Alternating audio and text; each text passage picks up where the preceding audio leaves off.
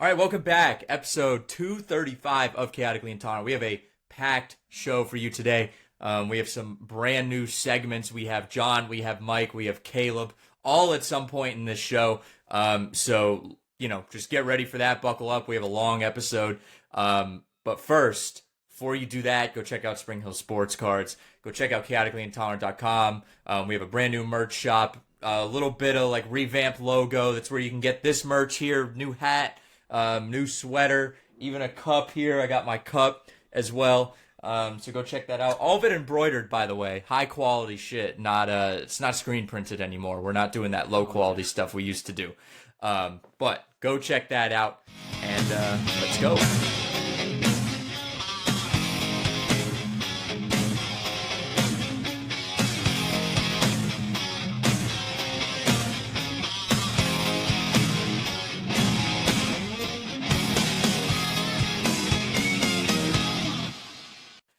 Okay, so we're going to start off with a little open topic, a little free run topic here. I'm going to bring my topic because this is just an absolutely insane thing. It is baseball related. Yeah. It's a great time of year. Little League World Series being played. I mean, I still think it's the greatest sporting event of all time. Overall. It's just, I mean, you get these kids, you get to treat them like the pros. You know, it's amazing. They get an ESPN broadcast. Except for Tulsa, Oklahoma. I'm just going to read this article because I think the article can explain it better. It's from the Oklahoman. Why was the Tulsa National Little League baseball team disqualified? Little League International announced Tulsa's national disqualification from the Southwest Region Tournament on Monday, August 10th, just an hour before what would become the championship game between Louisiana and Texas West. The joint complaint filed by 3 Southwest Region teams asked the league to investigate, quote, whether Tulsa National Little League operated its entire 2026 baseball program in compliance with Little League regulations, playing rules, operating policies, charter requirements, and player eligibility requirements required for international tournament eligibility, according to the complaint, which was obtained by the Oklahoman. In the complaint, the protesters said multiple sources confirmed that Tulsa National Little League partook in fraudulent use of the Challenger program to falsify player eligibility, among other rules violations. The Little League Challenger Division is Little League's adaptive baseball program for individuals with physical and intellectual challenges. Little League World Series rules say players participating at the, quote, major level, which runs from ages 10 to 12, quote, must have amateur status and have participated as an eligible player in 8 regular season games by the beginning of the international tournament, with the exception of the school baseball or softball season. The protest also accused Tulsa National of violating the sibling participation rule, which states that players with siblings age 7 or under may register in any league program without respect to any geography-related eligibility or school enrollment requirements. A sibling was claimed to have participated in the Tulsa National Little League Challenger program, allowing for an older brother to be eligible. The complaint said the younger sibling involved is 10 and therefore not compliant with the rules. In addition, it says Tulsa National did not register or host a Challenger program in 2026. This is basically the IM-12. They're doing the IM-12 thing. How many times has that happened? But it's usually It's usually someone from like Honduras or Panama, where they're like, we're not actually sure how old they are because they were born in a rural hospital. I've never seen it from on a U.S. team before, where someone was too old. So what they're saying, one of the kids had an older sibling who was supposed to be eligible because of a disability. Did the kid not have a disability?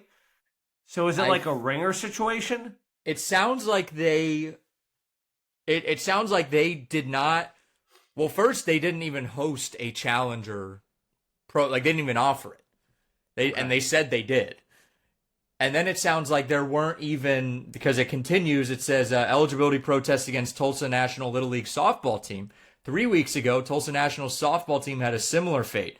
So the softball team's polling this shit too, determined that adult volunteers and parents did not, quote, provide sufficient documentation to verify that all players were eligible to participate in the international tournament based on either the school enrollment or bona fide habitation within the league's official boundaries.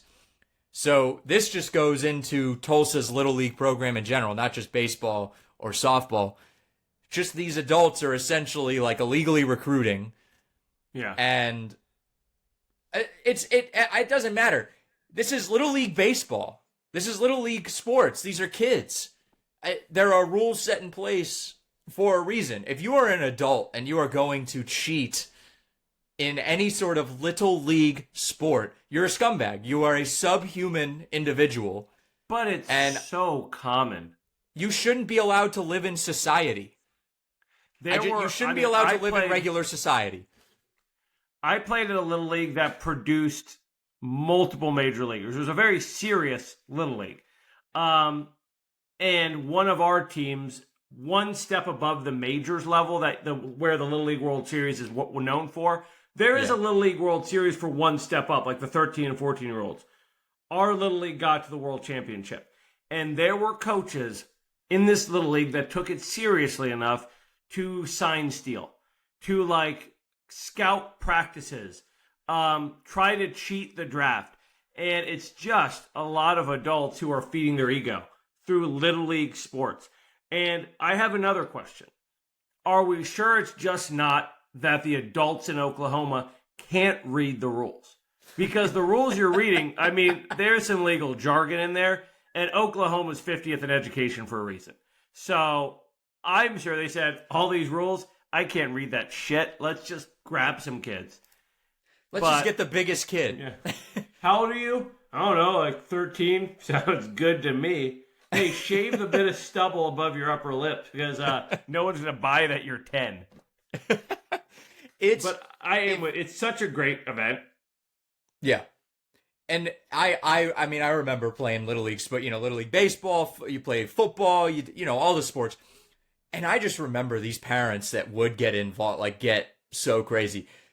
I think maybe I was just lucky where we had coaches and other parents who were ballsy enough to just stand up and just motherfuck these people and just shame them down and just make them feel so little because you are so little. If you really, you see people act like that for professional sports and you're like, wow, that's embarrassing. Yeah. You do it for kids, a kid's sport. You're just a loser. You're a bum. You have nothing going on in your life if that's what makes you that upset. Yeah, I had a coach that would show up for games in a full baseball uniform, a la an MLB manager. That rocks. That low-key kind of rocks because it probably makes the kids feel like, all right, this matters. Coach is in this. He regularly got thrown out of games because he would go out and argue with the umpire. I mean, like he was Terry Francona or Brett Boone. And the umpire would see him walk out and be, Jesus Christ, get out of here, pal. It was embarrassing. But there's a lot of that out there. There is the line. If you're a really nice, at least a really nice coach and you do that, that rocks. That completely rocks. That's so cool. But if you are an asshole, you are just... It's like you just drop down the level of human being that you are. Just immediately you drop to the very bottom of human beings. Yeah. Just let your kids play the game. I have kids now, and I mean, we go to games. My oldest, when he was 5, played t-ball. There were parents that were like that. Dude, these kids, they can't throw. They can't catch. They can't even hit off a tee yet. This is the YMCA. Chill the fuck out. Your kid's not the next Bryce Harper. I've never seen. Take a breath. I have never seen. I mean, I played a lot of rec leagues or a lot of sports. I reffed as well. I've never seen a kid. Hard job. Very difficult to do it for little kids where you have to have you got to have the ability to judge all right, I'm not going to call a foul on that, and then you got a parent screaming at you because you didn't because a 6-year-old got tripped and they're like, that's a foul, you're like, no, he just couldn't stay on his feet because he's 6. You fucking idiot. Yeah, but he tripped over his shoelace. I've never in my life played with a kid where it is worth it to scream and yell like that, where you're like, I'm going to advance this kid's career by screaming and yelling like an asshole at a little league game. When you see a kid that's that good, you know it immediately. And the parents say, "Oh, my kid's going to be in the MLB." No, you know it by now. You would literally, at 12, you would already know that they're that fucking good. If there's a kid that is that good, if there is a kid that is that good, he's never going to need someone to yell for him because his ability will stand out 10 times more. No parent has ever gotten their kid to the majors just by yelling at the umpire and being like, "You suck. That was a strike." He's going to hit the fucking ball if it's hittable. Like that's if you're that good, they just hit the ball no matter what, and they can run and they can throw. But your kid probably sucks. And my kids will probably suck. Like, in comparison to a professional, they will probably suck. No offense to your children. I love your son. He's awesome. But your son will probably suck just based on the percentages. Oh, yeah. I remember the first time I ever played against a kid who was, like, going to be a major leaguer. And in that moment, I realized I would never be a major leaguer. I was a good catcher. I was a legitimately good catcher. I was probably 12, and we went to a little league in Dade City. And if you know Dade City, not a nice area. And we're talking a little league that was like an all-dirt field, regulation size. We were wearing like our full jerseys, fitted hats, embroidered stuff. They wore sweatpants and T-shirts. They matched, granted, but their bats were like batting cage bats. You know, they have like the one-piece rubber grip with just solid metal. I'm like, dude, we're going to dog walk these kids. Very bad news bears. Yeah. They had a kid on that team who hit 3 home runs and a triple. Also, playing center field like a college player, he was like 11 years old. And on the way home, my dad looked at me and said, "Hey, John, remember how I told you that when you saw a kid who was that good, you'd know it? That kid was that good." And I wish I knew his name so I could look him up and figure out that he's like Michael Garcia or something. And I just had no idea who it was. And that Bobby kid Witt became Jr. And that kid became Hank Aaron. And now you know the rest of the story. I mean, probably very similar upbringing, but like, dude, put you through the grinder playing in a place like that. Don't have all that was a Simpsons reference. If anyone picked that up, that was a Simpsons reference. I don't watch The Simpsons, though. I did play Simpsons Hit and Run, one of the best games of all time. You should watch The Simpsons. One of the greatest baseball episodes of a TV show of all time, Homer at the Bat. You haven't seen it. Do you want to know the guest list for that episode?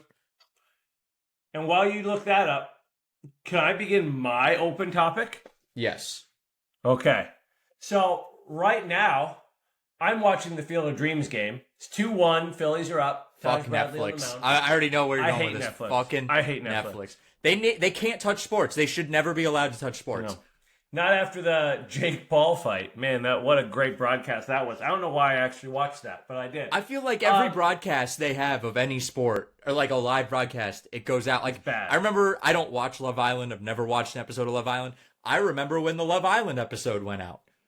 Because people were like, "What is with Netflix? You can't get this right." It's a shame that it's on Netflix because I legitimately love it. And we were laying down last night on my birthday, happy birthday me, and I explained to my wife like what the Field of Dreams is. She has no idea. And I explained it to her. It's like one of the great movies of all time. My family farm in Iowa, where my descendants came from, is not that far from the Field of Dreams. So growing up, when I go visit there, I've been, I think, 3 times the Field of Dreams. It's a cool freaking place, man. Who worked on that farm? Oh, what, my farm? Yeah, how did you work on that farm? How'd your family make money? No, I know. How'd your family make money? I don't know the history of my family that well. I do know that my name Siebels comes from the word an old German onion farmer, but I think it was soybeans and wheat is what my family grew. Are you quizzing me on my own family? I just want to know who was working on the farm at that time. Oh, my great-grandpa. The one I'm named after, actually. The John Henry. Anyway, back to the topic. So I explain what the Field of Dreams is. She goes, so they're not actually playing it on the Field of Dreams? No, they're playing it like 200 yards to the left of the Field of Dreams. And I've heard a lot of people complain about that. But would we actually want the Field of Dreams turned into like a proper stadium? Or do you want to leave that alone? It doesn't need to be turned into a proper stadium. But you can't play an MLB game on the original. It's not a full-size field. It's not a full-size.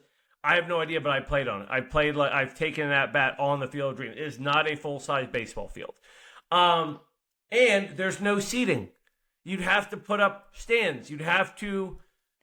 I understand the logistics. I understand the logistics of like we have to have fans because we have to make money. That does not matter to me whatsoever.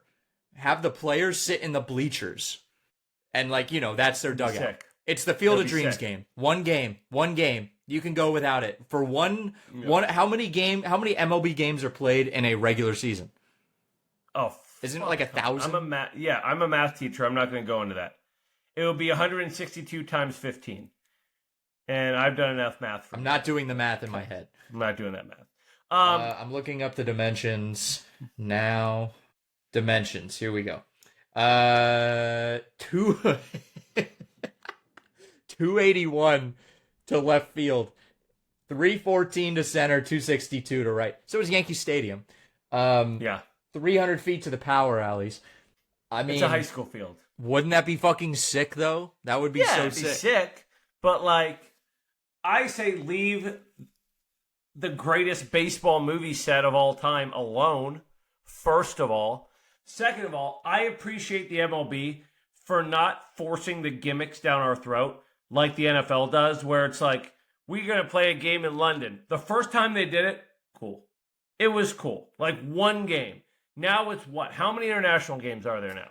We talk about this on a couple segments. We got Australia.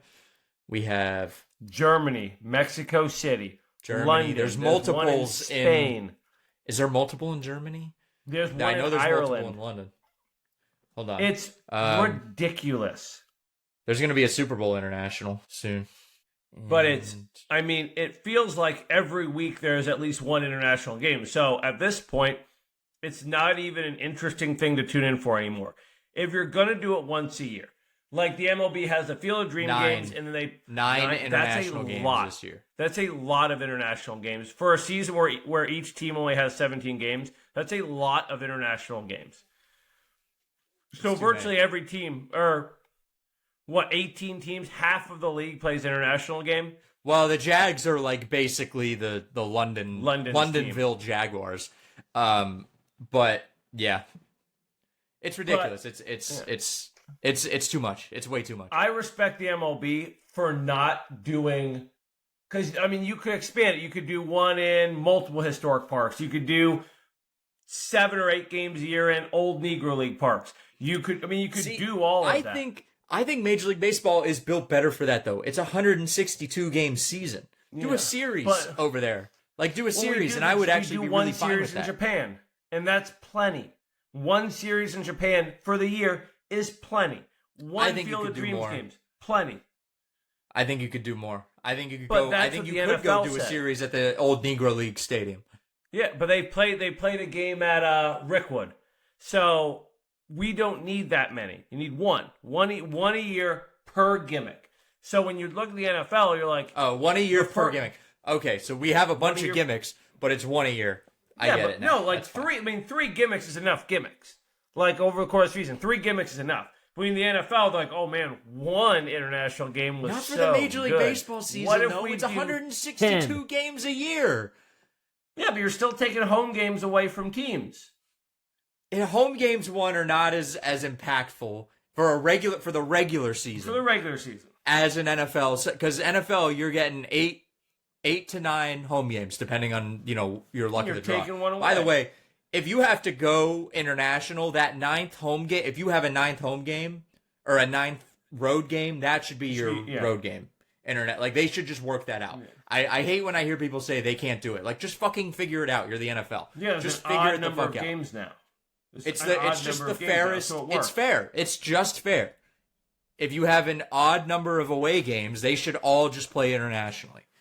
Yeah. And just I don't love the field. And just not do a home and away. Just don't do home and away. Who gives a fuck? Mm-hmm. I don't know. This is why I watch the NFL.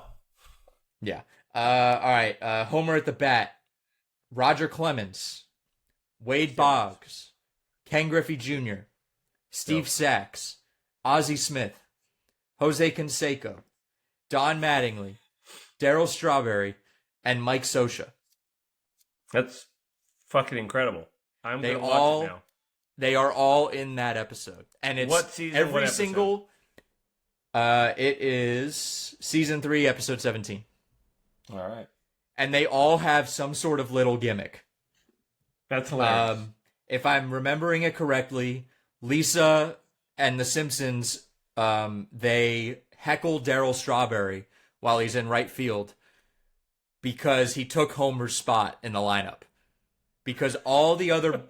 Mr. Burns brings in all these Major League ball players so they can win the company softball league. Mm-hmm. And he hires them to work at the plant. And I think it was Mike Scioscia who was like, I'm just happy to have a blue-collar job. And he actually works at the power plant and then gets radiation poisoning. But they all encounter some sort of crazy thing that prevents them from playing, except for Darryl, who takes Homer's spot, and Homer can't play. So then they're just heckling Darryl Strawberry from the outfield. And Marge is like, well, that's mean. Don't yell at him. And Lisa's like, he's a professional ball player. He can handle it. And you just see one single tear fall from Darryl Strawberry's face. Well, to be fair, the amount of drugs Darryl Strawberry put in his body, radiation isn't going to fucking bother him. No, that's Mike Scioscia. He's immune. Oh, I know, but I'm saying Darryl Strawberry's safe from that. Oh, yeah. Yeah. Because to him, that's I think Canseco is saving a woman in her burning home. Wade Boggs gets into a bar fight with Barney. That's a real thing that would happen. I can't remember what Clemens was. Griffey drank some sort of drink that gave him like a gigantism, and his head blew up. Mattingly had sideburns, and Mr. Burns was like, I need you to shave those sideburns. Shave that. And he just kept, like, Mattingly shaved the sideburns. And then Mr. Burns was like, I told you to shave the sideburns. And he just keeps saying it. And he's like, I don't know what the hell this guy's talking about. And then he walks off the field, and he's like, I'm not playing. Steve Sachs gets framed for murder. Ozzie Smith falls into a bottomless pit, and he's just, constantly falling. And then Talkin' Softball. Terry Cashman sings Talkin' Softball. One of the great baseball songs that you could ever have. But yeah, really good episode. Go check that out. This was supposed to be 5 minutes. This went 20. So let's jump into our next segment. All right. So baseball season. We are headed into the most exciting time, I think, in the sports calendar. So for the back end people, we recorded half of the show last night. Me and John are recording the second half today. And I just kind of went and I waxed poetic a little bit on just how this is like the best time of the year. You got baseball going into the playoff push. You got the NFL starting up. We have the NBA coming back in October. We're going to get to see LeBron fly. Sixers. LeBron cannot get in a helicopter. Why are we letting LeBron get in a helicopter to fly from New York to Philadelphia? Why are we letting that happen? We can't let our NBA stars get into helicopters. I'm sorry. We just can't let it happen. This is crazy. Or musicians. Don't let anybody in helicopters. Famous people should not be flying. They just should not be flying. I'm sorry. No. Which, obviously, they drive fucking all the time. With LeBron's money, he can teleport. Just teleport LeBron to and from. Why can't he just teleport? I don't get it. Yeah. You know what I had? I had La Hennessy the other day. I had LeBron Hennessy. He has that? There is a limited edition La Hennessy, and a buddy of mine bought it. And we got fucked up off the La Henny. Well, I'm 7 years sober in 4 days, but I might break that for just a single guzzle of La Hennessy. Listen, the first thing I did when I saw it, I said, I need the king in me. I need the king in my stomach. I need the king in my bloodstreams. In my bloodstream, not bloodstreams. I need the king in my bloodstream. That is how I have to start the night. And we ended the night with another La Hennessy. just to get you to sleep, because I wanted to be dreaming. In my mouth. I wanted to be dreaming of the king's taste in my mouth. It's not gay. It's not gay. He's a great role model for children. Nobody ever said anything about that. Yeah, it was slightly implied. So you're a Red Sox fan, and I want to ask you this because I talked about it on my podcast, an episode I'm hoping goes up tonight, about how when you have a team that's that hot, because I'm sure I have my notes from my podcast. We're talking like a 31-5 stretch. We're getting contributions from Caleb Durbin, like 6 home runs, 29 RBIs, 21 runs scored, hitting .310. Sinan Rafaela, 8 home runs, 25 RBIs, 7 steals, hitting .290. To bring in guys like Roman Anthony, Adley Rutschman, Garrett Crochet, you're taking a starting spot away from somebody who was there in that run. And even if they're not an all-star player, like obviously you're going to replace your 4th outfielder with Roman Anthony. Obviously you're going to replace your starting catcher with Adley Rutschman because that's what you brought him in to do. Jake obviously Rogers. You're going to bump Jake Rogers. Yeah. That was the one I was excited for, Jake Rogers. Yeah. The second part of the Adley trade. He actually did make an immediate impact too. Good.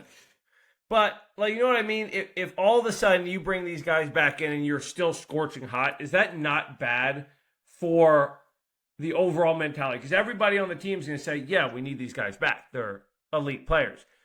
But it's still messing with the momentum. It's messing with that chemistry you built in that immediate time. I think for everybody else, the Red Sox losing a few and cooling off right before you get some of those guys back is worst case scenario for the rest of the AL. Because what's going to happen is those reinforcements come in and they're going to go on another tear. Roman Anthony's going to get hot. Crochet is going to look like a Cy Young. Adley Rutschman is going to be like second-year Adley Rutschman. And the Red Sox are going to probably win the American League. My take.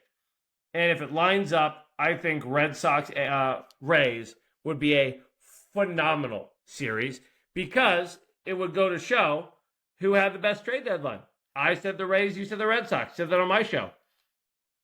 But I think the Red Sox might win the AL East.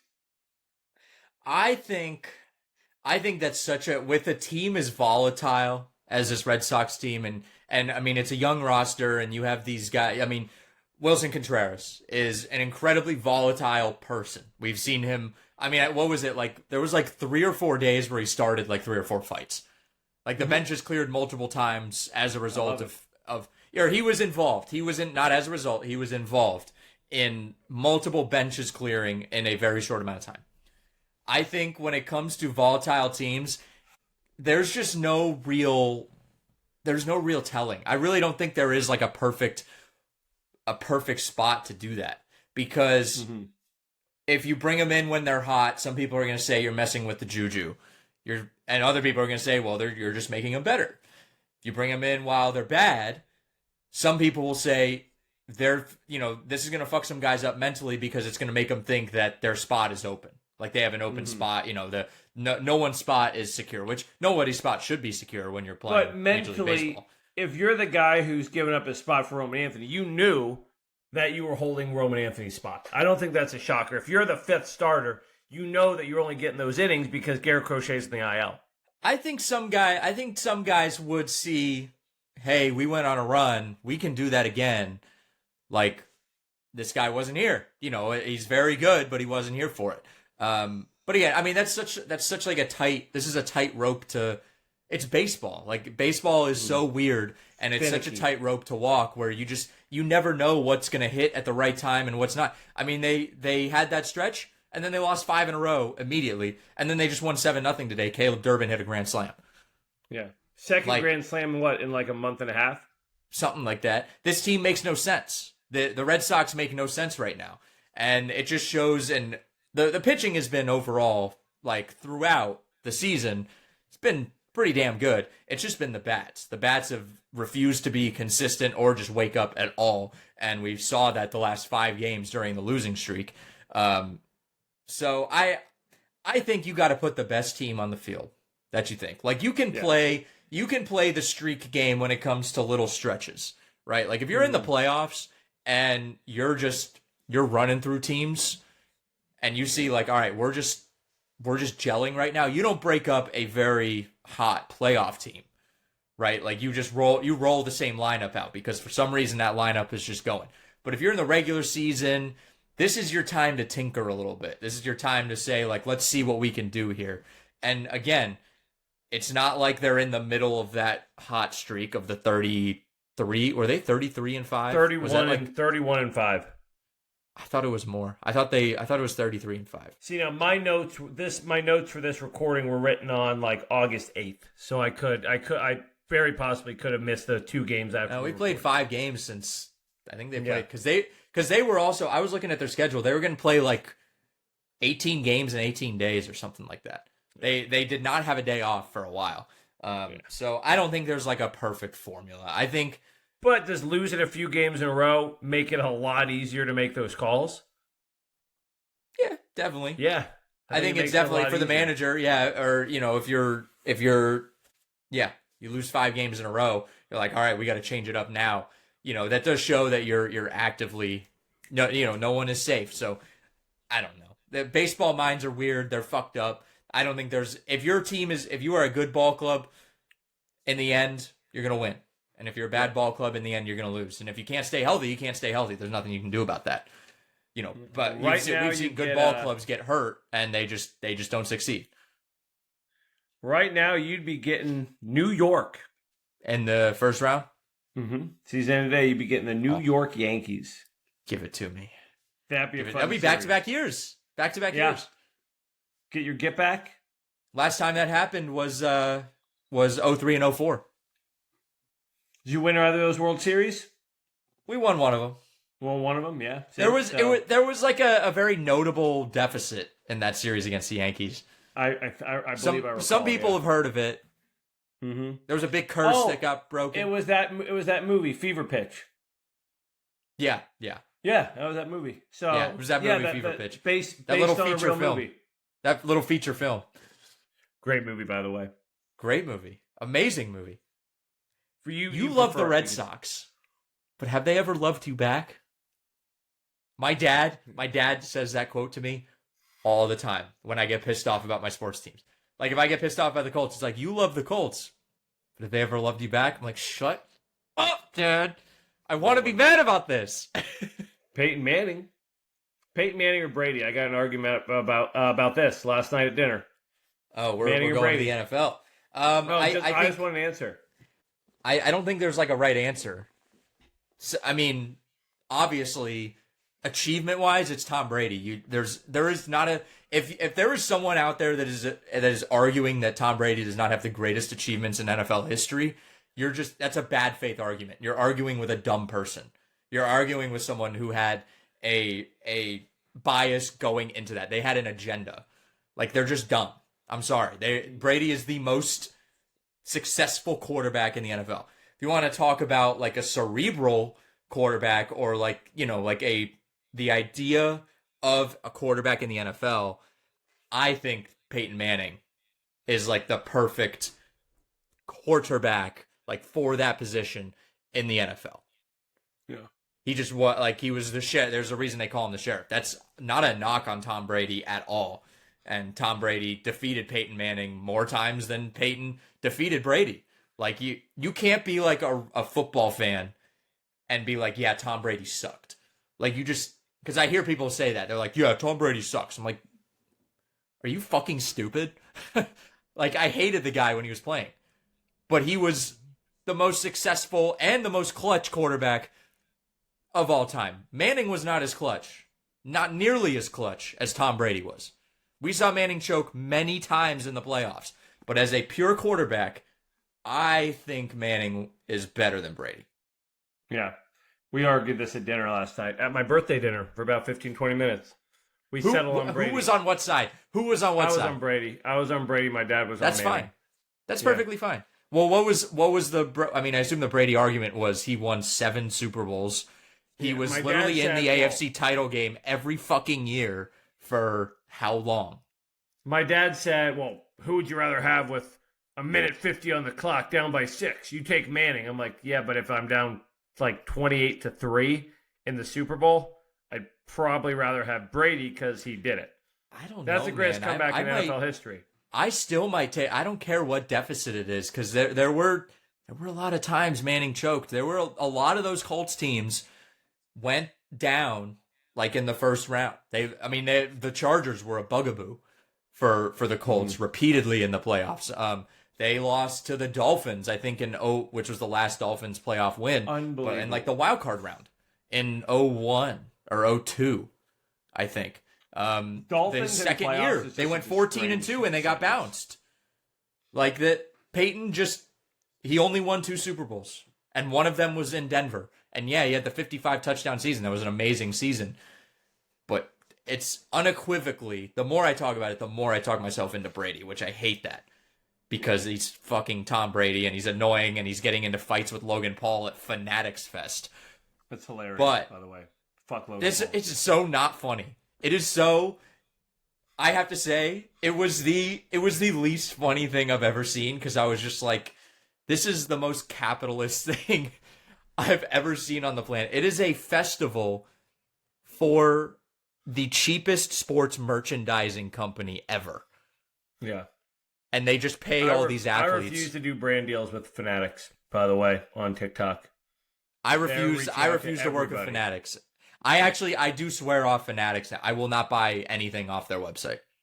Yeah, it's garbage. No matter Just what. Go straight Fuck to the New Era website. Fuck Michael Rubin. No, get the knockoffs. Get the knockoff shit. Every knockoff jersey I've bought are all perfectly stitched. I showed you guys those movie jerseys that I bought for like $25, perfectly stitched, and they're just more comfortable than what we have now. Because a jersey's supposed to be a little uncomfortable. Yeah. That's the point. Not that uncomfortable like Fanatics. You ever see an Idiocracy where they have they look like big tissue boxes and they're disposable clothing dispensers, where he pulls out a shirt and it's like I don't remember that one. Tissue paper material. Yeah, I don't remember that. Disposable clothing in a dispenser. That is literally Fanatics. That is what Fanatics produces. It's Sheen. It's just Sheen. The most disgusting thing is Michael Rubin hosts a white party every year. Mm-hmm. I'm pretty white. Isn't that just weird? That's fucking weird. And it's just all celebrities. Diddy-esque. Yeah, he's Diddy adjacent. Michael Rubin is very Diddy adjacent. Yeah. This is getting into a weird topic. Michael Rubin freak-offs. Let's move. Course correct. I'm course correcting here.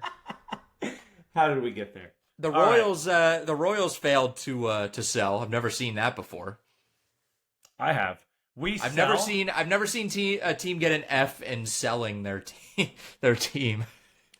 It's like, how are you sure? Yeah, I'm up early to teach math. How do you have so many dispensable pieces like Michael Wacha, Seth Lugo? But we've done this so many times. Alex Gordon is probably my favorite Royal of all time. We could have traded him in 2017 and got a haul. We could have traded Salvador Perez a few years ago and gotten a haul. We eventually traded Whit Merrifield after letting all of his best years go by, and we got nothing for him. We're doing the same thing. You could have traded Michael Wacha to the Cubs and gotten something. You could have traded Seth Lugo somewhere, and they could have put him back in the bullpen. We traded Bubich. We could have traded Daniel Lynch. We could have traded Starling Marte somewhere. You could have get something. It's like people that just hang on to junk. Like the people that hung on to all the Beanie Babies, and now they're worthless. That's what the Royals do. Their price tags. Starling Marte's price tag's not going up. NFTs. Yeah. The Royals are like NFT collectors. We're like, Whit Merrifield could be worth more at 34 than he is at 29. What is this mentality? Let me run the team. I promise you I could have pulled up a better trade deadline. I thought, I don't know why. How is Salvador Perez still playing? Because he's chasing records. He's chasing records. He feels like that. Like everyone's worked at a company where there's like the old man who just works there. He comes in, collects a check. They just need him. They need him to he just kind of hangs around. He's there for the spirit and all that stuff. And he was with the company in the glory days. He was with the company. He helped build the company originally, so he deserves it. Obviously, I'm not shitting on Salvador Perez. But it's just like, he just feels like the old man. I bet like the younger players walk in, they're like, what's that guy's position? Yeah. What does he do? And they're like, that's just Salvador Perez. He brings joy. He's just Salvador Perez. I know Catholic Intolerance is trying to get more into like pop culture. Do you remember in the movie Office Space when they interview the guy, they go, what exactly do you do? Yeah, that is Salvador Perez. I bring the joy. I make people smile. I'm like the Barney of baseball players. I'm slow. I swing at everything. I can't really hit for power anymore. I defensively, defensively, I'm not great behind the plate. And they go, oh, Salvi, and we just go on with our day. But granted, if there's going to be a season for a franchise player to just stat pad, this is the perfect season because we've got nothing else going on. I'd tune in for 3 things. Jack Caglione, Bobby Witt Jr. is going to do something amazing, and then to see what antics Salvador Perez gets up to. He's going to try to stretch a single into a double and get thrown out by 15 feet. I've got to be there. I have to be tuned in because it could be the last time Salvador Perez ever gets thrown out by 15 feet. He has a long history of it, and I want to be there to watch the last time it happens. Maybe he'll try to steal a base. Who knows? You never know what's going to happen. But it's exactly the point. What does he do here? That's Go ahead. I want to see what is Salvador Perez's career stolen bases. I'm going to guess 18. He almost feels like Milton in Office Space, where they're like, sick. well, we fired him like 3 years ago, but there was a mistake in billing, and he never, like, the checks never stopped coming, so he just never stopped coming in. And I bet the Royals front office, at some point, they're going to be like, well, let's just stop sending him checks and see how long how long it takes for him to not come in anymore. I love playing baseball. Like, Sal, we don't pay you anymore. I love baseball. By the way, it's 6. He has 6. We want to avoid conflict at all costs. You can't let Salvi go. Now, granted, 2021, one of the greatest catcher seasons of all time offensively. He was phenomenal. Yeah, 6 stolen bases. He has 12 career triples, and he has a triple this year. He's also not that old. I feel like he's like 45. He's what, 36? 36. Yeah, he's not that old. He just feels old. He's just been around forever. Like he came up at 21 and he was like immediately pretty good. Like right away, he was pretty good. Yeah. He's like when Juan Soto's 35, people are gonna be like, Juan Soto has been playing for 18 years. He has to be 42. No, he's like 32. Or Bryce Harper. What's he at career home runs now? Bryce Harper? Let's look it up. Yeah. Because if you put him in like a normal career and did his home runs, he wouldn't even be close to hitting 500 by the end, right? 388. He's at 388. He'll get there. He's 33. He'll get there because he started so early. But like if you did his, if he was like at the same rate but at a normal career length, like he's probably not gonna get there. He had a 5.2 WAR as a 19-year-old.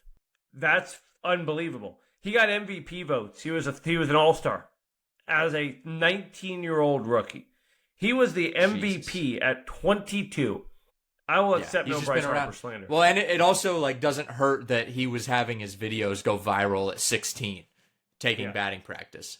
He was hitting 500-foot home runs, and he was like hadn't even finished puberty. And he's hitting ball like, wait until this guy gets like all of his testosterone. Wait till he can grow a full beard and see what he's capable of. Now it feels like you see a video like every day of a 16-year-old kid hitting a million fucking feet. Yeah. I don't even think it's because I play baseball. I can hit home runs. I can hit one out of an MLB park. I'm like, how? I don't really think it's because maybe I'm just like unaware, but maybe I don't think it's because kids are getting better at the game. I just think it's because of the exposure. Like they're playing at a more competitive level than ever. Like when I'm 34, AAU existed, but when I played, it was more of a thing like you do it in the off when you're not playing Little League. Yeah. You play Little League. Then when you get to high school, you play for your school team. and AAU is what you do kind of in between it. You get a call from some local team like, hey, in between fall and spring ball, you want to come out and play a tournament or two? Now it's like kids are playing AAU baseball at 7 years old year round. Yeah. And it's terrible for them, for their social life, for their development as a human being. But you're going to be really good at baseball by the time you're 16 years old. Because you've been playing with like legitimate coaching, analytics since you were in elementary school, before you could read a full book. You were able to... I remember I did scorekeeping for an AAU tournament, like a summer league. So like one summer, all I did was, and I got paid, obviously, score kept for a like kids baseball league. And I just sat up in the booth because they had to like keep track, because it's AAU, so like they had to keep track of all their stats and stuff. And just sat up in the booth, and I was probably in 7th grade, and I think I did it for like the 5th grade team or something. Maybe I was younger. But and then we played the championship game at Ed Smith Stadium, spring training ballpark. Mm-hmm. And I remember we got to sit up in the scoreboard, like in the score booth, and score the championship game up there. But why do fifth graders gonna be playing at that kind of level? Like, shouldn't they be focused on like making friends and learning to... I don't know, but I was getting paid at like in like 6th grade. Like when you get paid for anything in 6th grade, you're like, yeah, let me go fucking do that. I think it's a bad thing when any extracurricular activity for children gets to the point where parents are spending more on that than they are on their like living expenses. Yeah. Because all you're doing is putting such a massive barrier in between talented kids and exposure. And that is why hockey will never take off in America. Because you have to be like upper middle class at minimum to play it. When was the last time Canada won a Stanley Cup? Brother, I couldn't tell you. It's been fucking forever. Because the United States still owns hockey. The U.S. owns the NHL. Don't talk to me about the players being international. I don't want to hear about that. The U.S., they won the Olympic gold medal. USA owns hockey. Like, fuck Canada, fuck the rest of them. USA owns here's hockey. My point, though. Here's my point. And I'll bring it around. I will bring it around, because I always do. Where do the majority of baseball fans come from? Like in America, why would a child be a baseball fan? Because what does he do in his free time? Plays baseball, right? Yeah. Okay. What sport has the lowest barrier to entry? It's 2. The basketball and soccer. Because if you have a ball, you can play basketball. If you have a soccer ball, you can play soccer. No, you need a hoop. Well, you get the point. There's a hoop at every park. I could walk to 15 basketball hoops right now if I wanted to. If you wanted your kid to go play hockey, can you drop him off at the park and let your kid play hockey? Roller hockey, maybe. But you pay for ice. You pay for very expensive equipment. And why are there not more young hockey fans? Because what percentage of kids play hockey versus the percentage of kids that play baseball, basketball, football? The lower the barrier to entry, the bigger the fan base you're going to build, because kids want to be fans of the things that they play. Why do kids watch guys play Fortnite on YouTube? Because that's what they do for fun. Right? Yeah, I can't do that. No, I get it's stupid. But it's the same concept. Why are there not I get what you're saying. Young hockey fans? Yeah. So cut the private equity out of children's sports. And by the way, what a great wraparound to our opening segment with the Little League World Series. Way to bring it back home. That was planned the whole time. We knew we were going to do that. That's why you come here. That's why the fans come here to listen. That's why you guys listen. Expert wraparound. Yeah. People of Baltimore are going to love this. They're going to fucking hate us. I took fucking Harold Baines in the snake draft. Spoiler alert. I took fucking Harold Baines as my DH in the snake draft. Who got Ripken? Holy shit. Caleb. He had the 1 pick. Number 1. Fuck. Of all people, man. Of all freaking people. John's not a Caleb fan. No. I think he's a gimmick. Speaking of gimmicks, I think Caleb is a gimmick. I think Caleb is a character you created to play a gimmick. Well, if Caleb was actually going to show up tonight, if he had the balls to show up to the show tonight, you guys could have hashed it out. But maybe we can do that next week. We'll see. Caleb, you had to put Caleb on a separate segment because he's scared to face me. Caleb is Manny Pacquiao, and I'm Floyd Mayweather. He doesn't want to see me in the ring right now. That's true. That's true. Floyd just wants the money. He'll take any sort of amount of payday. I am a teacher. I'll take any money you got. Am I getting paid for this? Is this a paid gig? I'm not getting paid for this. Oh, well, never mind then. I'll do it for free because I like you. I like you a lot. That's good. All righty. We're going to move to the next segment. All right. It's the most wonderful time of the year.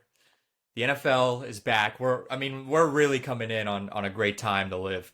You have the NBA coming back with LeBron going to be playing 50 games this year. The NHL is coming back. We got the NFL starting the preseason and then playoff baseball coming up. Let's talk a little bit of NFL before we jump into the other stuff.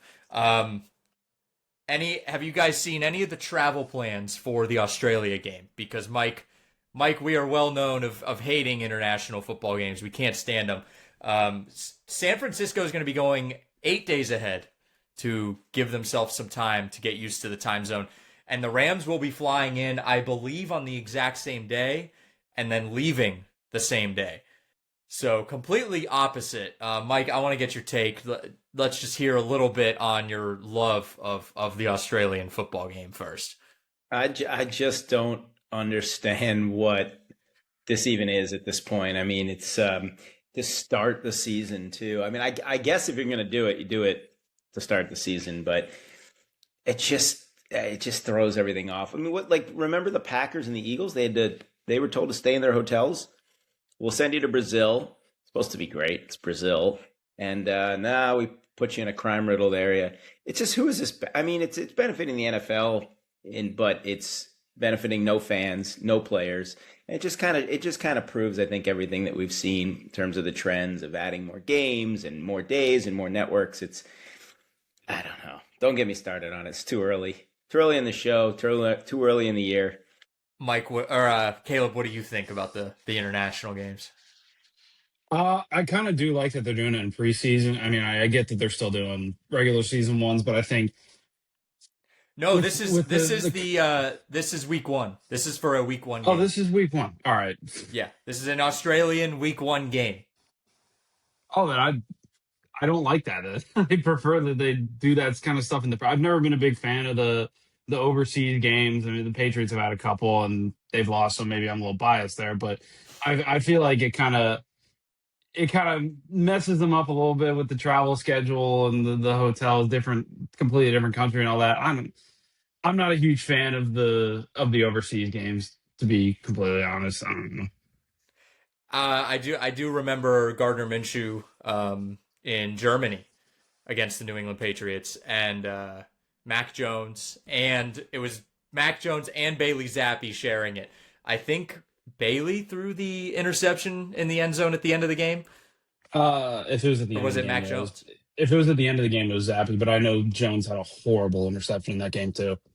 Well, I think the score was like 12-9. It was like a horrible football game to watch, anyways. But if you were gonna go to play in Australia, I almost would prefer just fly in that day, play your game, and then leave. I mean, you get a free trip to Australia if you're the 49ers where you're going 8 days ahead. But then you got to pack for 8 days. That sounds like a horrible like just decision. Like it's so difficult strategically for you. Packing for 8 days is incredibly difficult to do. Of course. But you know, what is this, just to get them acclimated and then they got to come back? They don't have a week 2 bye, do they? Nobody has a week 2 bye. Not a single soul has a week 2 bye. I don't know. I mean, I don't even know how the players agreed to all this. I mean, the NFLPA has zero leverage. I mean, they talk about why baseball is going to have a lockout. It's because the players union is so damn strong. The NFL Players Association is spineless. And I think that what I heard, at least what's been theorized, is that the quarterbacks don't really get involved.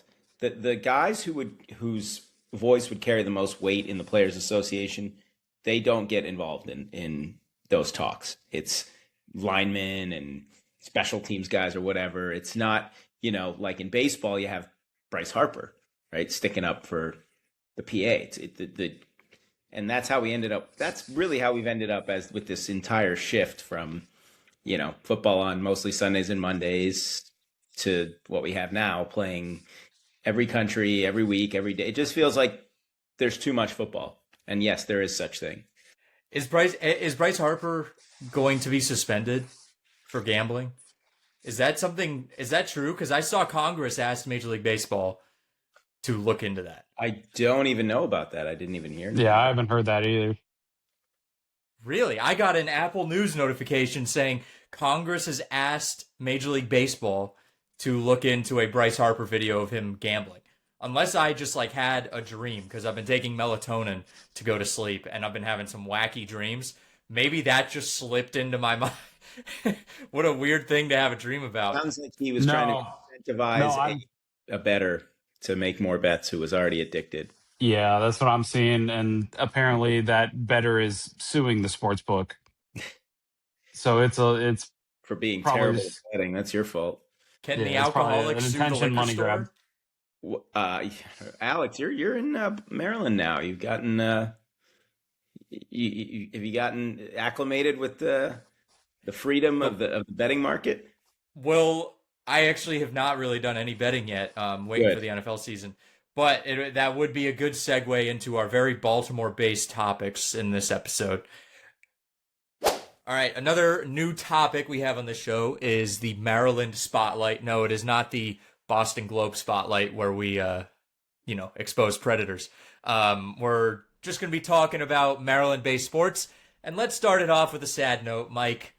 The Baltimore Orioles. It's feeling like it's over. The young core that they were building around. Adley's gone. Gunnar Henderson is gone this offseason. Is that fair to say? No? I don't think so necessarily. I mean, I think there's it's hard to say, oh, I'm excited about the 9, players that the Orioles brought in as part of this trade haul, because let's face it, they've already gone through a rebuild, and in a way, getting rid of Rutschman is kind of symbolic in a way. That's like, is there an admission of failure in doing that? Maybe. But I don't hate the trade, because I think if you don't feel like the guy has developed into a star and you can get something for him, then you need to do that. And the Orioles made this mistake before Elias got there, when they had Zach Britton and Manny Machado, and clearly were trending in a bad direction and held on to those guys way too long. And they lost a lot of their trade value. And so I don't know. It feels like the Orioles are they're not going into another rebuild, but they're kind of stalling and sort of transitioning from one rebuild to another or something. But it's pathetic that they're alive in the American League, the American League sucks. It's terrible. And yet, the Red Sox were in it they were 4 games under 500, and they were a game out of the wild card at one point. Yeah. I think, but I also think with having Samuel Basallo in the equation, it's not like it's this egregious, now we don't have a catcher, and now, they have their catcher of the future. It just became a situation too where I think they felt like they could choose one and get something for the other, and they weren't going to trade Basallo this early on. And Rutschman's been on the IL 3 times this year. Right, that's another thing. Is staying on the field as much as it is his actual production and performance. He played in only 90 games last year. But yeah, it's sad, but it's not like the death of the Orioles. But it's a little bit of a damning evidence, a little bit against Elias, I suppose. What do you guys think, Red Sox? I'd call it a death of the 2026 Orioles. They were never alive, really, to begin with. It never felt. There were some expectations going into the season. I don't think with that pitching staff you could really go in with too much confidence. But I On the Rutschman note, I do think they sold Adley at the right time. I mean, he's had the injuries coming through the last few years. There's been the regression progressively over the last 2-3 years, call it. And he started off hot before the injuries. I think he had a 2 WAR before he went down with the wrist. But they did sell. I wouldn't call it sell high, but they sold at a higher value than he's been at in the last couple of years. And you see with the package they got for him, they definitely got the value they were looking for. But I think progressively over the next few years, you got to build around Gunnar. You got to build around Basayo. You saw the report from I forget who gave the report, Heyman or someone like that Gunnar probably won't re-sign. But I think you kind of just got to do everything you can in your powers to lock him up, bring him back, and use that big deadline of prospects that you gathered this deadline, and just build around those two guys and use all your money on pitching over the next 2 off seasons. I don't hate it. I mean, Henderson has had just a really tough year. I mean, he's hitting 214, and any of the other numbers to me don't matter. It's just this guy's your leadoff guy. It's just so hard to tell what direction this team's going to go in. Are they going to just kind of stay middling? Are they going to just plummet? Or are some of these guys going to suddenly come up in the near future and make an impact? I don't know. It's just has been such a weird season. Every time they're about to just officially kind of wave the white flag and be done with the season, they're kind of still in it, and the American League and all that. But it's never felt like this year that this team has what it takes. Mike, in that little that core of young guys that they had, how many of them did you feel were as advertised?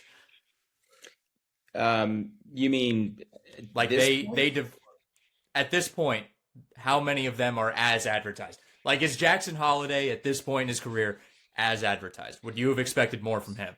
Well, we still have to remind ourselves he's 22 years old, and there are signs that he is starting to come into his own a little bit. I think it's not fair to really judge Holiday for another year or two. I really don't. I do think he's shown flashes, and I think that those flashes have made us yearn for more, but I don't know that realistically we could have expected too much more. It's Henderson that has been a real disappointment, and it's been Rutschman too. Basayo, before he went on the IL, was showing great power. He was, again, he's also very young. I believe he's 22, I think. Dylan Beavers, there's like a good young core. To me, the guys who are really hurting this team are like Tyler O'Neill, as you guys know Tyler O'Neill pretty well, right? Well, Tyler O'Neill. Yeah. Colton Cowser is at 211. He's not even a full-time starter. I mean, Cowser to me we don't really talk about him. He's been maybe the most disappointing one of all. Because this was a guy that was in Rookie of the Year 2 years ago, broke his finger in the playoff game against the Royals. And to me, he's just never been the same since. He just has not. I've been frequenting Orioles games, as you guys know. I let you know. Mm-hmm. And I hear, the cheers for Colton Cowser, and I get fan bases have fan favorites and stuff. I just don't get it. Like, I look at this guy's numbers, because obviously I don't follow the Orioles religiously. So, I hear them talk about a guy. I'm like, oh, this guy must be pretty good. Look up his numbers. I mean, it is like, I'm like astounded. I'm like, this is your guy you move for? You move for this guy? Like this, I thought they were making fun of him mooing for him because he's Colton Cowser. Like, just saying this guy's so bad. I don't know. I didn't. Yeah, it has not impressed me, any of these guys, really. Yeah, well, and I'll throw Kobe Mayo in there too. And again, he's improving. He's playing better of late. He's starting to hit right-handers. Again, he's 24. I mean, he hasn't really had. It's hard to judge a guy who's played in, let's see, he's played in 196 career games, so a little over a full season. Yeah, I think there's just it's true that these guys have not quite lived up to expectations, but I want to just say, hey, let's give it another year or two, as frustrating as it is. But Cowser, it might be time to move on from. And who knows? Henderson, I mean, obviously trade him now, but yeah. And Caleb, how are we feeling about the Adley trade? Obviously, this Red Sox team gave up a lot. I really think it was important for them to go for a big catcher that they can rely on to say, we have a catcher. I mean, when I think of Red Sox catchers, and there are legends out there in Red Sox history. I mean, Veritek most recently. Hell, even though Salty wasn't really that good, I think of Salty in 13. It just hasn't felt like they've had a guy like that. I mean, a true captain, and Adley feels like the closest right now to that. And is that worth giving up what they gave up? See, I love the move, obviously. It's an overpay. You can say that two things can be right at the same time. The Red Sox fulfilled the need, and they overpaid. That's completely fine. Prospects are prospects at the end of the day. You never really know how those guys are going to pan out. I mean, I do like Anthony Ianson. I think he is a future ace in the league, but you got to give up good players to get good players. So Sox haven't had a all-star catcher since I believe it was 2010, Victor Martinez. Oh, so yeah. you've seen these guys that come through: Salty, Sandy Leon, Christian Vasquez, good catchers, solid leaders. But this is the first I love David Ross, leader.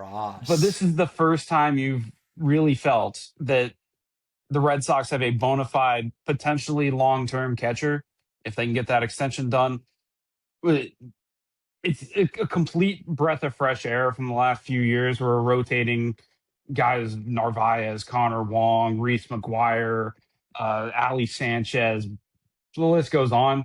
This feels like the first time in a while they've had a solidified leader catcher that hopefully, when healthy, can produce offensively. But at the very least, you're getting a Gold Glove caliber catcher. And so I'm completely okay with the overpay. I think both sides came out winners on it. Love Andy. Anything on that, Mike? And love Andy as a car too. By the way, I think he's a stud. Anything on the trade, Mike? No, I think they actually did get a pretty good haul, the Orioles, honestly, all things considered. I think that if you're going to do it, you're going to trade him, you do it when his value is highest. I mean, it's, everyone was sitting there kind of being like, well, Tigers feels like they got nothing for Skubal. Feels like the Orioles got more for Rutschman than the Tigers did for Skubal. Yeah. And give me the next, when is the next Orioles playoff appearance? Just rough estimate. I mean, I can't imagine we're seeing it next year, right? I'm going to say 28. I was leaning 28 too. I'd say 28 or 29, depending on how quick some of their top talent can come up and how they choose to spend their money over the next couple of years. Mm-hmm. I mean, what happened with the pitching this year? It feels like a lot of times with the O's, the pitching, at least in this recent era, they just collapse when they're needed most. I mean, they didn't even show up this year. Well, Rogers got off to a horrendous start, which really hurt. Shane Baz got off to a pretty bad start.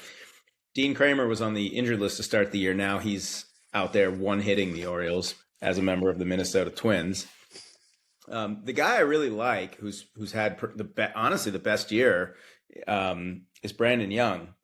They went out, they signed Chris Bassett, which is what they do. They go out, they get a Chris Bassett, they re-sign Zach Eflin. Bassett's on the 60-day IL. He wasn't good before he got hurt. Eflin never got into a game this year, I don't think. They're giving Cade Povich another shot. I like that so what I find interesting is Rogers didn't get traded. Rogers is a rental, would have been a rental, right? His contract's up this year.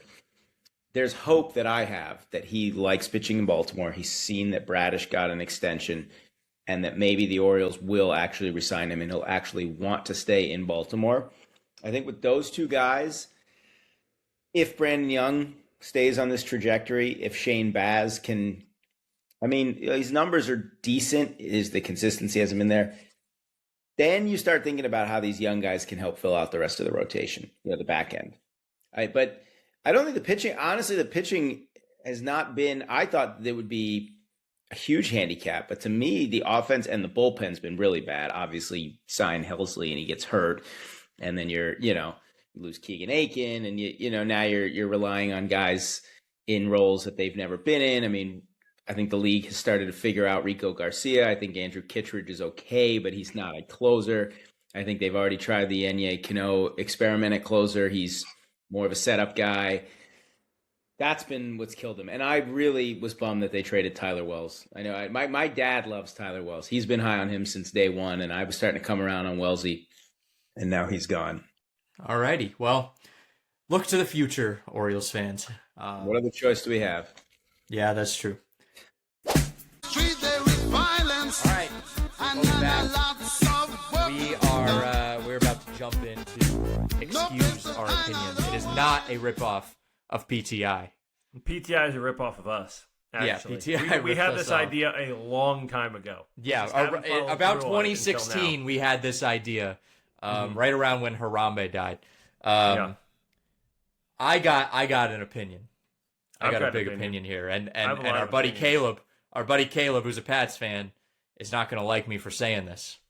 A reporter and a head coach should not sleep together and make their spouses public cucks in exchange for information. Is that a crazy take? Cotton. That's a bold take. First of all, grade my take. F. Mike Vrabel's an alpha male. I never said Mike Vrabel. Do what he wants. Oh, I mean, the man in question is clearly a single man. The reporter in question is clearly a single woman. There is no reason that two consenting adults cannot fornicate on their free time, unrelated to work. Could you give me more background on this and the two people in question? Because I'm uninformed on the matter. One of them was a sports reporter. Okay. And the other was the head coach for the New England Patriots. Like that Russillo woman? I know her as Ryan Russillo? Yeah, Ryan Russillo. Diana Rossini. I know her. Ryan Russillo and Mike Vrabel were sleeping together.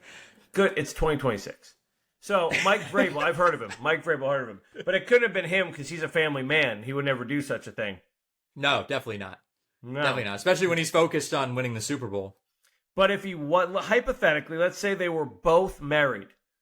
Hypothetically, the right thing to do would be for both of them to lose their job, not just the woman.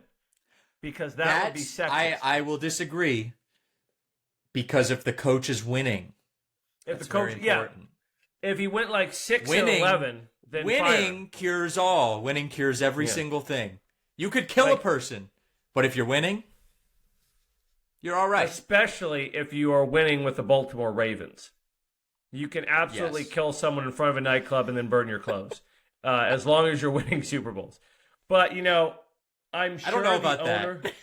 I'm sure the owner of said team would take that into consideration, that it's morally indefensible, despite perhaps going to a Super Bowl. Because that wouldn't happen. Yeah. The New England Patriots are a stand-up organization who have never deflated footballs, spied on opposing teams' practices, had a head coach who's now dating someone who could be his grandson, had an owner go get a happy ending massage. Which listen, who among us has not wanted to walk into a Fort Lauderdale? Yeah, Fort Lauderdale massage parlor, and just get a little relief. Who among us? Well, I'm sure that the massage parlor he went into very clearly advertised we do not give hand jobs, and it took him by surprise because he was there for muscular release, deep tissue massage. He's a hardworking guy, and he fell asleep because it was such a relaxing massage. Next thing he knows, he's waking up getting jerked off. Not his fault. And he was so surprised that he couldn't say anything. Can I stop playing the dumb guy role now? Am I good on that? No, you got to give your take. Okay. So, but I can't. I have to be completely, because this really actually angers me. I'm going to give my take. August 8th was the Hall of Fame induction ceremony, where arguably the least deserving group of players to ever enter the Hall of Fame enter the Hall of Fame. And it's strange to say that out of the three, I think Jeff Kent was the most deserving. Because Carlos Beltran has no business being in the Hall of Fame. I'm a long believer that Kenny Lofton was a shoo-in for the Hall of Fame. And if you look at their career numbers, they are quite literally about as close as you can be on the numbers that matter. Carlos Beltran also orchestrated the cheating scandal that allowed the Astros to steal a World Series. But they had immunity. Yeah. They were immune. They had immunity. Isn't it fucking interesting? Except Alex Cora was suspended for a year. Except Alex Cora was suspended for a year. And AJ Hinch was... How long was AJ Hinch suspended? Like a year. It's like a year. A year. Yeah. And they all said, well, it was Carlos Beltran. We tried to stop it, but, you know, Beltran was dead set on it. So why don't we just burn Beltran at the stake? Why don't we let him in the Hall of Fame?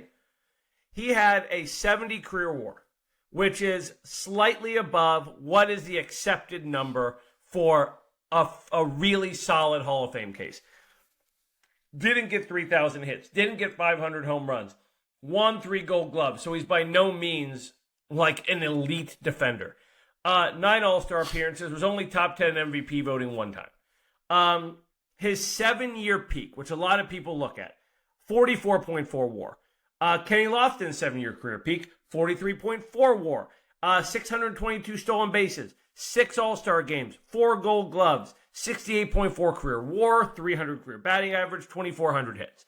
So, if we're just going to take away the cheating stuff, Carlos Beltran is still a fringy Hall of Famer. Like, not a first ballot guy. Yet he gets in on one of his later ballots despite the cheating thing. And I've long said that the MLB holds the player character to the highest regard when it comes to Hall of Fame stuff. Pete Rose can't be in the Hall of Fame because he's a piece of shit person. We kept Curt Schilling out of the Hall of Fame for being a piece of shit person. We keep the steroid guys out of the Hall of Fame for doing quite literally nothing wrong. Like, if you're a steroid guy that got caught after 2005. By the way, Barry Bonds was 40 years old when they put the rules in place, where they said, okay, these are the official punishments. This is what happens. Before then, it was come on down to the MLB office, pee in a cup for us, and anonymously let us know if you're taking steroids so we can get ahead of this thing. But I would argue that what Beltran did is as bad as Pete Rose betting on baseball. Now, granted, Carlos Beltran's not a pedophile. He didn't get arrested for evading taxes. But if we're talking about purely cheating the game of baseball, how can you say that allowing an entire team to cheat on your behalf is not as bad as betting on baseball? Would you disagree? Gambling is like the cardinal thing. Obviously, like what the Astros did, like generalized cheating. If you're an Astros fan and you're just like everyone's cheating, like it excuses it, it just doesn't. I'm sorry, it doesn't excuse it. Just like what the Red Sox did in 2018. They were cheating the entire regular season. The one thing that I think the Red Sox get away with is that they were caught and they stopped and they still ran through the 2018 playoffs and had absolutely no problems with anyone in that playoffs. But the Red Sox still cheated in a regular season, and they still should have been punished for that. Just like the Astros should have been cheated. Just like, didn't the Yankees? I thought the Yankees had something too. They accused around that time. And they accused the 2015, one of the Astros guys said that the 2015 Royals were cheating. I'm sorry you dropped like a really solid 3-2 game lead in the 7th inning, and you're upset that the Royals went on to win the World Series. And, so I think I do want to clarify this. I don't think it's cheating to steal signs from second base. If you are not using technology. If you are on second, if you have a runner on second and he can see the sign and he's like, hey, they're going to throw a fastball. I think that's gamesmanship. I think that's part of the game. It's when you go and you look at the TV in the clubhouse and you're like, all right, let's see. I think we can see it. That's where because you're not on the field. Mm-hmm. Like, you're not going to be able to steal the signs if you don't have a man on second. That's just an advantage. So hide your signs better. hide your signs from the human eye better. So you can't hide signs from high definition camera directly linked to the clubhouse. And it's just a travesty that Carlos Beltran got in the Hall of Fame. If we don't start letting steroid guys in the Hall of Fame now, because we've decided that character doesn't fucking matter anymore, put Manny Ramirez in, put Bonds in, put Sosa, put McGuire, everybody but Pete Rose at this point. Put all the blackball guys in the Hall of Fame except Pete Rose. And that's my take. Pardon it. Okay. I like it. Let us know in the comments what you think.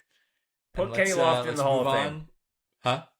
Put Kenny Lofton in the Hall of Fame right now. Today. All right. Let us know. Let us know. We'll move on to the next. Okay. Last up on the show today is our snake draft. We're bringing these back. We did these a lot in the past. But again, staying with that Baltimore theme, we are going to be drafting all-time Orioles. So you get a starting pitcher, a reliever, a catcher, just regular, a fielder, I guess. Caleb, how do I describe that? Because it's not just drafting a fielder. You're also drafting them for their bat. It's just like... just say a position player. Just a position player. I don't know why that was exactly what I was looking for. I don't know why I couldn't come up with that. And a designated hitter. Caleb, I'm going to let you choose your draft position, and then Mike, and then I will take the last available spot. I mean, I've got Caleb, a 1-1. You want to go first, second, or third? I've got a 1-1 in mind, so I'll take the 1. I think everyone has the 1-1 in mind. It's Mike, where do you want? Obvious. Second or third? I'll go second. All right, I'll take third. I'll take the wraparound. Caleb, you are up first. So with this pick, I'll be taking Robert Andino. No, I'm just kidding. I'm going Cal Ripken. Verbals binding. Verbals binding. No, I didn't take my hand off it. No, it's Cal Ripken. It's Cal Ripken Jr., the second greatest shortstop of all time, Hall of Famer. God knows how many All-Star games. Actually, I'll look it up. 19 All-Star games, 2 MVPs. Hall of Famer. I mean, there's an argument he's the greatest shortstop of all time. There's no explaining your pick. You don't have to explain it. I gotta add some context, There's like a cut. No, I'm just saying, like there is no necessary explanation behind him. He is the Iron Man. When you think Orioles, you think Cal Ripken Jr. That's all I got. They literally got a game postponed so he could go beat up Kevin Costner. Yep. My favorite story. One of my favorites. Yeah, it's Cal. Absolutely. Anything on Cal, Mike? Yeah, I mean, I was at 2130, 2131. I mean, probably my greatest baseball memories growing up, September 5th and 6th, 1995. And no, I mean, they talk about, records will never be broken. Cy Young, 511 wins. Pete Rose was at 4256. Nolan Ryan, 5,714 strikeouts. Theoretically, those could be broken. They very unlikely, but Cal Ripken, forget it. I don't. Do you think we'll ever see a player have 1,000 games? Matt Olson's at 900. Matt Olson just hit 900. Matt Olson. Is it 900 consecutive or 900 games played? Consecutive. Really? He is the longest active streak. They just talked about it on Baseball is Dead with him. That's very cool. He's not going to Cal. He might touch 1,000. That's all I got for him. It's one of those records, like Jackie Bradley Jr.'s 29-game hit streak. You're never gonna see it again. Who could forget? Who could forget Jackie Bradley Jr.'s 20?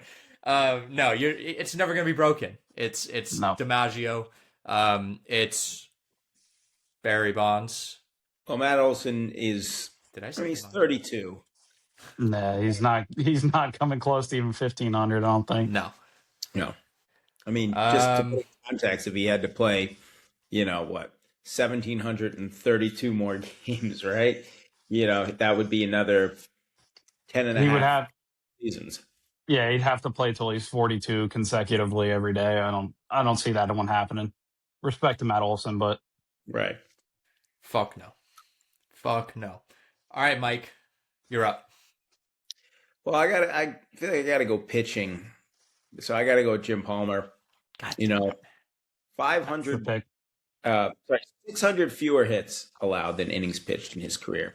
And he was just a workhorse. He led the league in innings pitched 4 times, won the ERA title twice.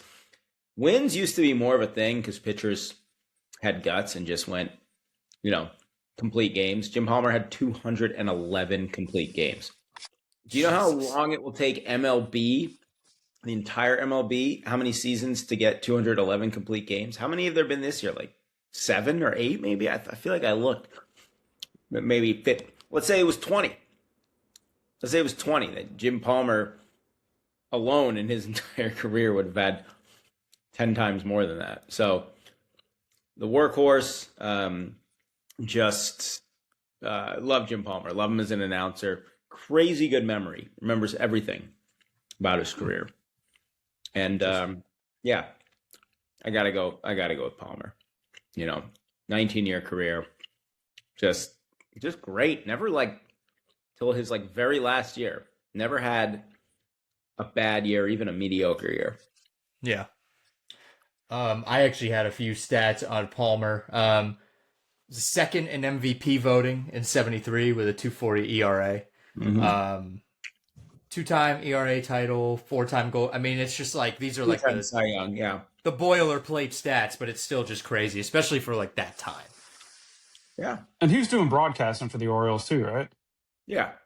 Still doing it. I mean, that doesn't exactly add to this discussion, but I mean, that probably makes him a little more beloved in Baltimore than he already was.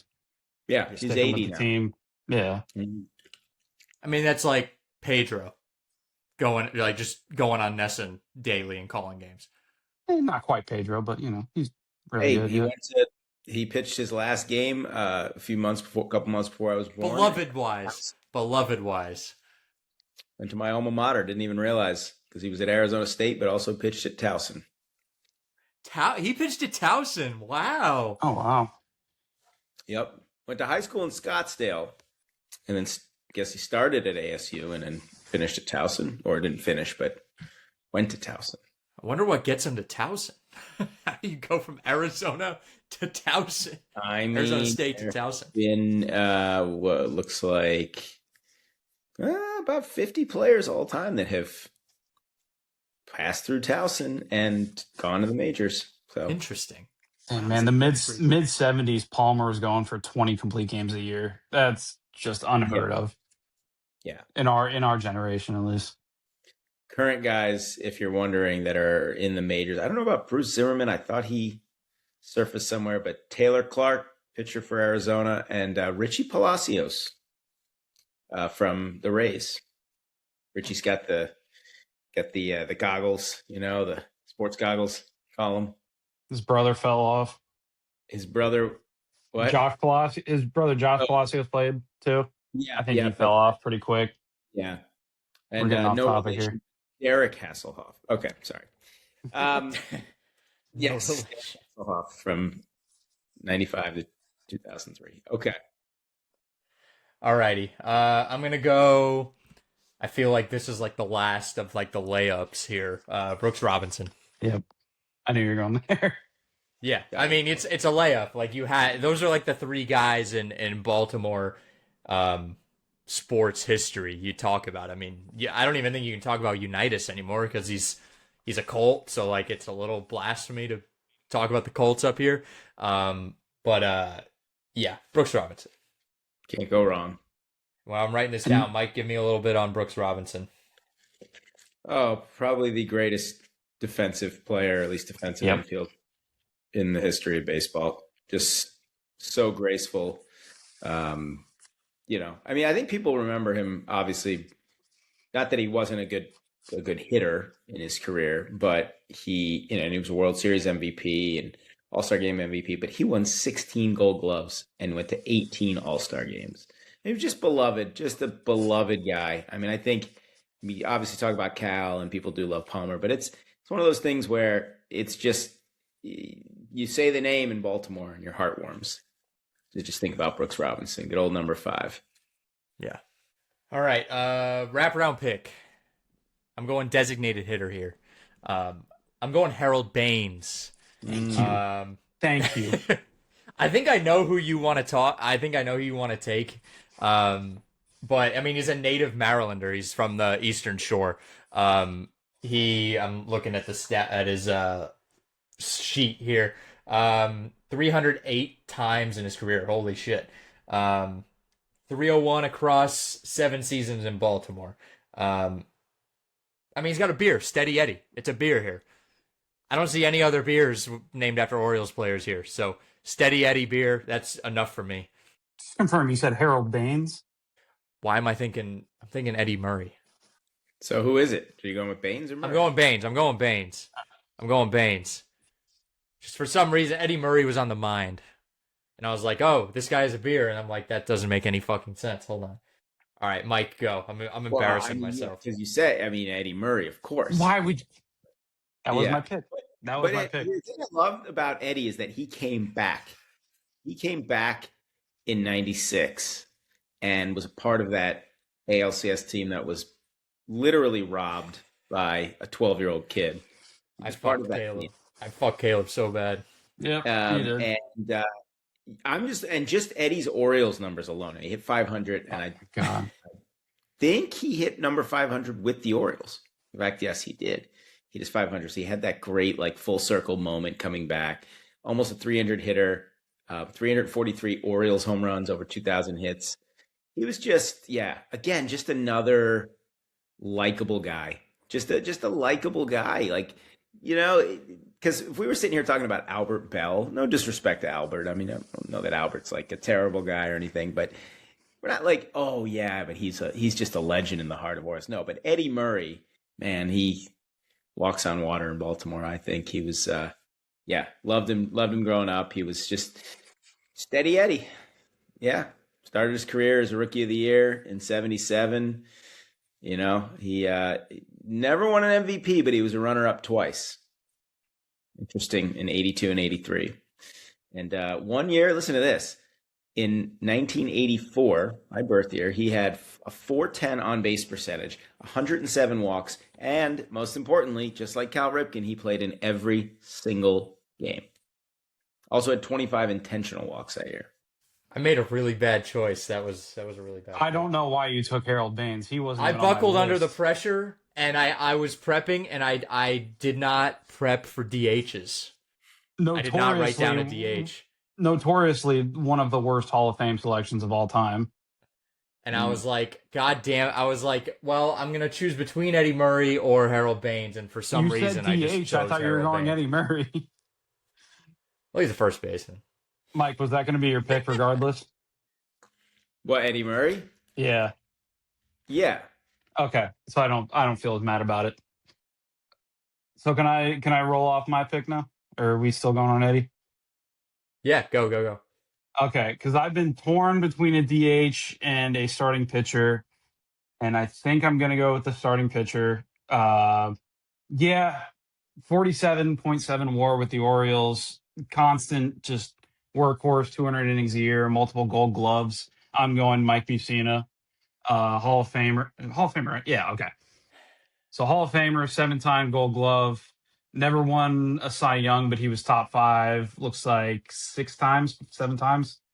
Did he have 5 perfect games that were broken up very late? Well, he had at least one with the Yankees in early September 2001.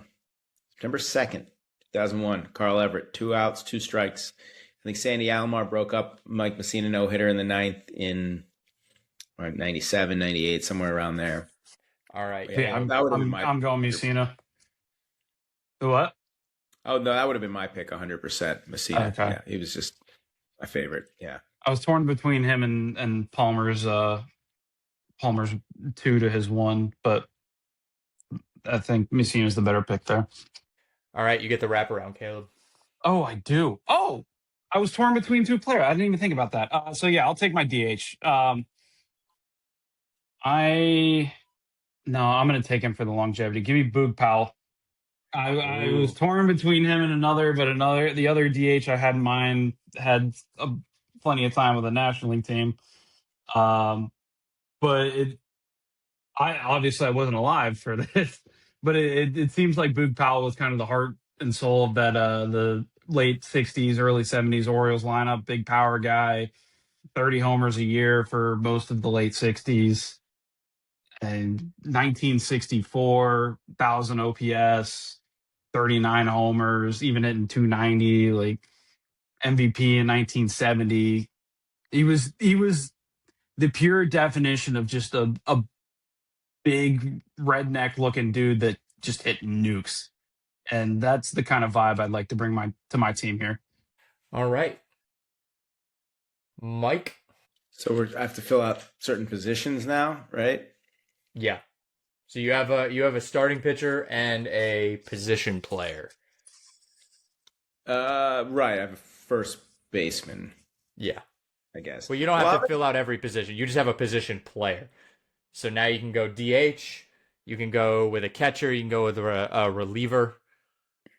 Well, this one's hard because he was a 6-year Oriole, but God, I can't leave Frank Robinson off the list. That was my other one. Yeah, I mean, the guy was such an incredible player his whole career, but of course, he played 21 years and only 6 of those with the Orioles. So it's hard to think like, oh, he would, you think of him as a Cincinnati Red more than anything, where he put up his biggest numbers. But in 6 years for the Orioles, 827 games, he still hit 179 homers, batted an even 300, was an on-base machine, 401 on-base percentage. Again, just a beloved guy, just a guy that, is just an exemplary guy off the field as much as on the field. And of course, he did win an MVP as an Oriole in that incredible 1966 season.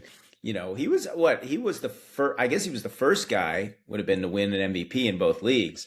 He won with Cincinnati in 61, and it's like ridiculous numbers, like not video game numbers, but 316, 49 homers, 122 RBIs, led the league with a 410 on base percentage, 637 slugging that year, 1047 OPS, and 7 sacrifice flies just for good measure.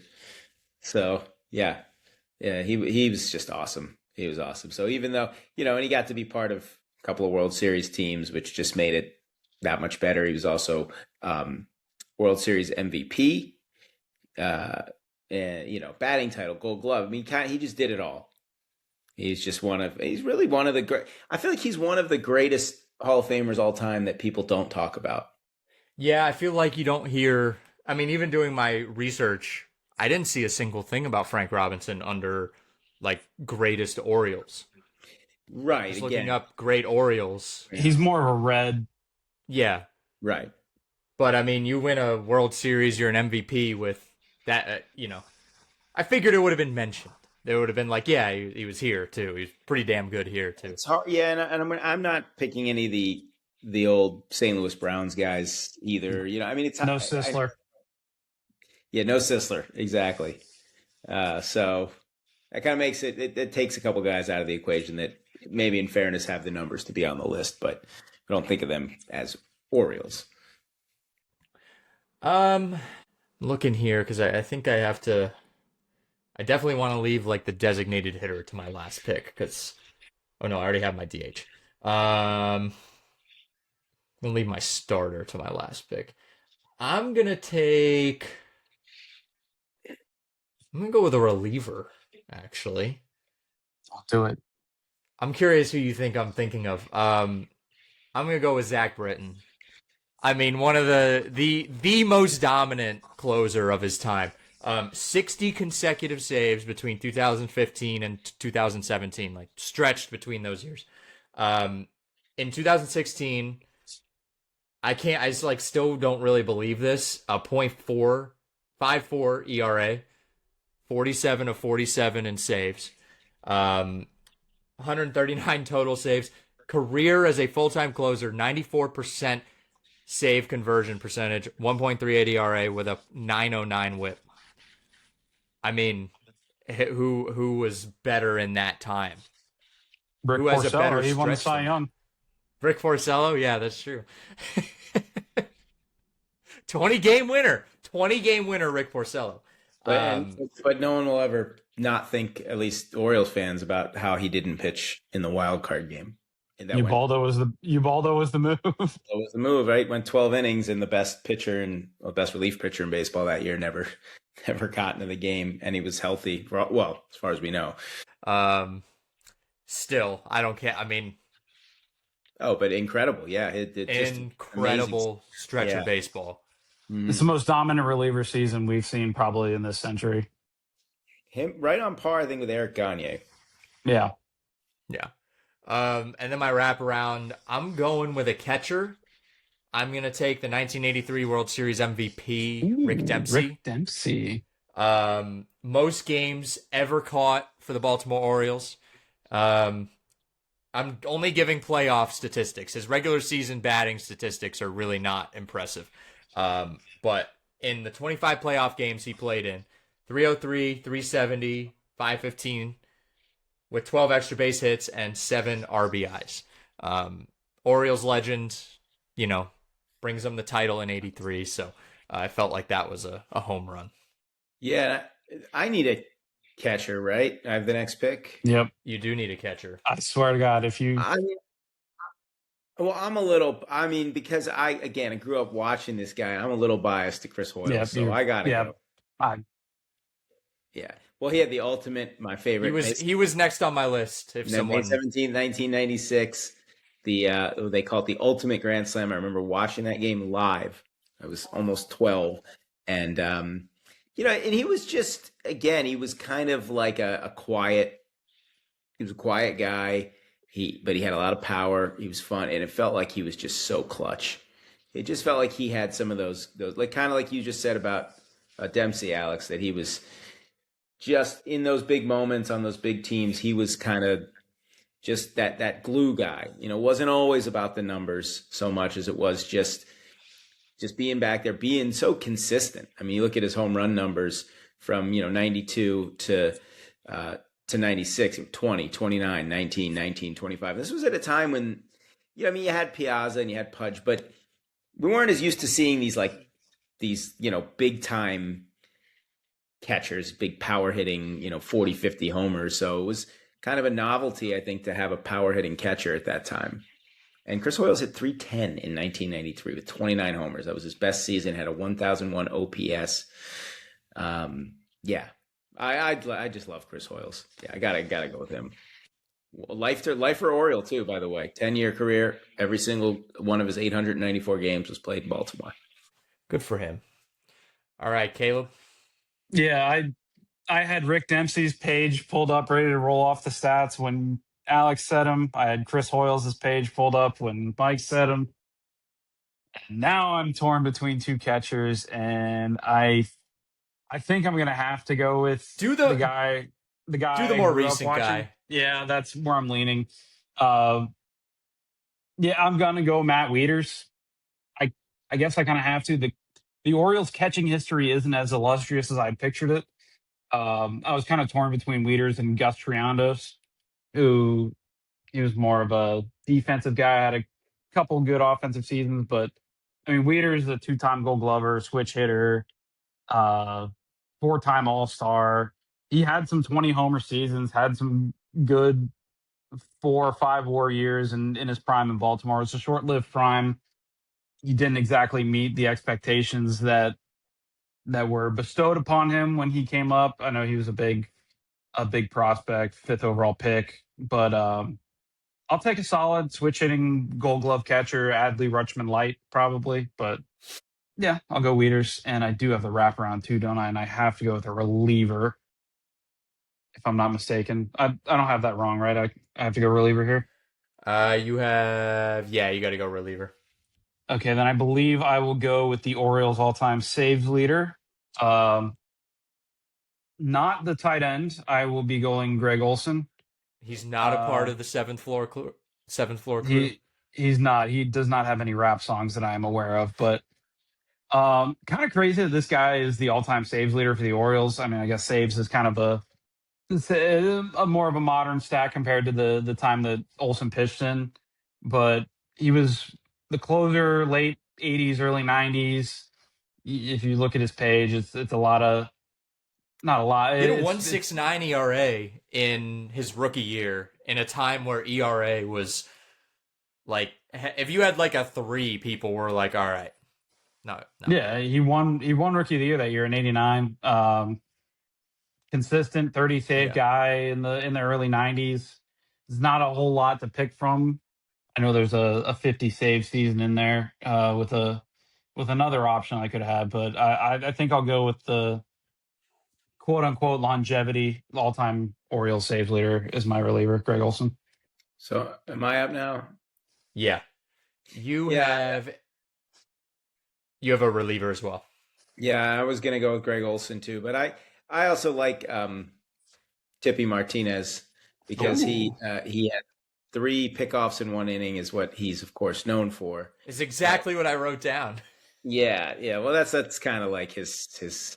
I mean, I wouldn't want to say it's his claim to fame, but obviously that's if anyone's going to remember a reliever from the 70s for something, it's going to be, something like that. That I don't know if that's ever happened since. It was the first. Yeah, no, he's the only one to ever do it.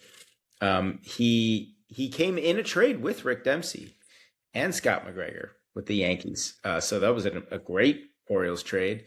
And he has the most strikeouts ever by an Orioles reliever with 585. So had a really, really good career. And not that it's the worst thing to be remembered for the pickoffs, but should point out that, he pitched in 499 games and 11 seasons for the Orioles. And so he was, pretty darn good and was part of a World Series team. So, yeah, I'm good to take Tippy. All right. I have a decision. I have a starting pitcher left. And I'm thinking either Dave McNally or Mike Flanagan. There's a correct now, answer Mike Flanagan, I'm also taking into account his impact after being an Orioles player because he ran the front office for many years, and I think he's the longest tenured Oriole ever if you include like front office work. I'm going Mike Flanagan. Cy Young winner, 83 World Series champion, and very big in the front office as well. I mean, he's literally he has been in the organization longer than anyone else ever has. So I would say his stamp is on the organization more than any of these other guys. So maybe not Mike. I would have gone McNally. What about you? Sorry, over Flanagan, you mean? Yeah, I would have gone McNally. I was curious what you thought.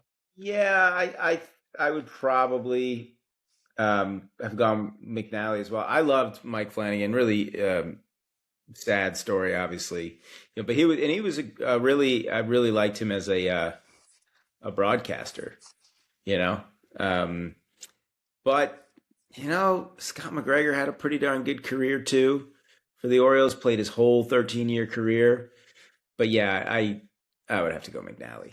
Crazy when the wins were so, hit a 24-win season in 1970. Was the 70 season the year they had 4 guys go 20 wins? Yeah, that's crazy. Yeah, because wild. they were probably. I mean, were they going 8 innings? Well, they had 3. Yeah, they had 3 guys. I mean, McNally and Cuellar. Cuellar is the other. Remember the other one?